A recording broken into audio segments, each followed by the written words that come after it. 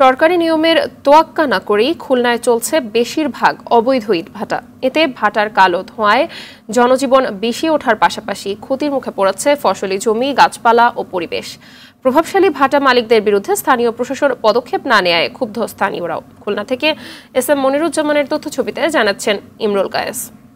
250-টিরও বেশি design option নিয়ে Walton smart fridge, বোঝে আপনার প্রয়োজন। নেই পরিবেশ অধিদপ্তরের ছাড়পত্র, নেই কোনো অনুমোদন, তবুও দেধারছে চলছে ইটভাটা। এ চিত্র খুলনার সুন্দরবন উপকূলীয় অঞ্চল কয়রা, দাকো, পাইকগাছা সহ 9টি উপজেলার।